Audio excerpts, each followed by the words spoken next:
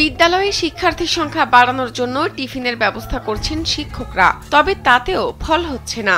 দিন দিন কমে যাচ্ছে সরকারি প্রাথমিক বিদ্যালয়ের শিক্ষার্থীর সংখ্যা, অপরদিকে বৃদ্ধি পাচ্ছে কিন্ডারগার্টেন স্কুলের শিক্ষার্থী। আমরা খিচুড়ি খাওয়াই, আমাদের সামর্থ্য স্বল্প, আমরা 6 জন শিক্ষক, একজনের আত্মীয় আর কি চাল দেন, আর আমরা নিজেরা নিজস্ব ব্যবস্থাপনায় আমরা অন্যান্যগুলো নেই।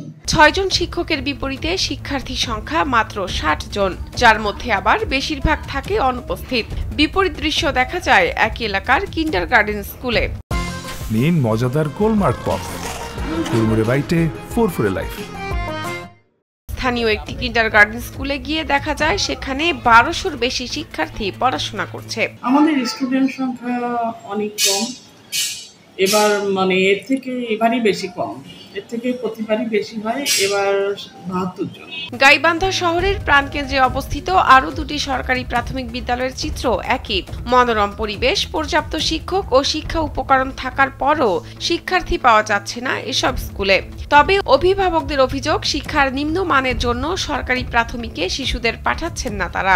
প্রাইমারি স্কুলে তো ঠিক মতো লেখাপড়া হয় না, কোনো পরিবেশ নাই, এই জন্য আমরা কেজিতে ভর্তি করেছি। ছেলে মেয়ে তো আর ভবিষ্যৎ নষ্ট করা যাবে না। স্থানীয় কিন্ডারগার্টেন স্কুলের প্রধান শিক্ষকের সাথে কথা বলে জানা যায়, সরকারি প্রাথমিক বিদ্যালয়ের চেয়ে তাদের পাঠদান পদ্ধতিতে ভিন্নতা রয়েছে। তারা শিক্ষার্থীদের সব ধরনের চাহিদা পূরণ করার চেষ্টা করছেন বলেই শিক্ষার্থীর সংখ্যা বৃদ্ধি পাচ্ছে বলে মনে করেন তিনি। আমাদের ক্যাশম্যান এলাকায় প্রাথমিক বিদ্যালয়ের ছাত্রছাত্রী নেওয়ার চেষ্টা আমরা করি না।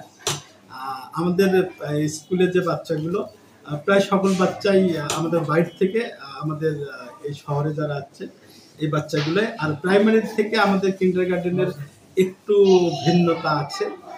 যে প্রাইমারি স্কুলে আমাদের বাচ্চাদের যে চাহিদাগুলো, এই চাহিদাগুলো প্রাইমারি স্কুলের থেকে আমাদের এই কিন্ডারগার্টেন স্কুলগুলোতে সব পরিপূর্ণতা চলে আসে।